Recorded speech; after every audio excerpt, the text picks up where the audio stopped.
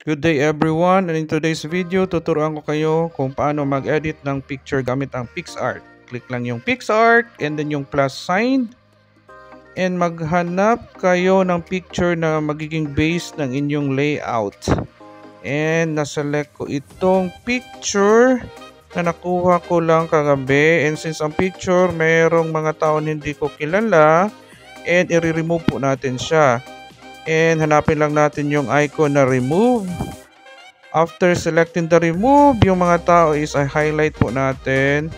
And parang tatlong tao ito, hindi ko sila kilala. After ko sila na highlight, click lang yung remove and it will be processed. It will be removed totally in the picture. And ma-amaze talaga kayo kasi totally nawala talaga yung mga taong hindi ko kilala. And after that, since na-remove na, maghanap tayo ng pangalawang picture na pwede nating ilagay dito sa base natin na picture. Hanapin nyo lang yung add photo na icon. Click that. And meron ako ditong picture na group picture. Select, then click add. And after siya dito malagay, since na-highlight siya and meron siyang ibang background, i-remove natin yung background by clicking remove DG or remove background. And it will be processed kung talagang totally ma-remove yung background. And after that, click nyo yung sa lower right side para ma-resize yung picture.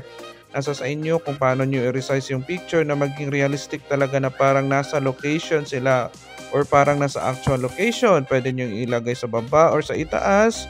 It's up to you kung paano ninyo siya gustong ilagay yung picture. And after that, click ninyo yung download na nasa taas or yung check rather. And after that, select nyo yung JPG or JPEG para i-save yung picture. After saving the picture, pwede ninyong hanapin sa inyong gallery just to check if successfully ba na na-save yung picture. Browse nyo lang doon sa folder ng PixArt. And charan, successful ang ating edit. Thank you!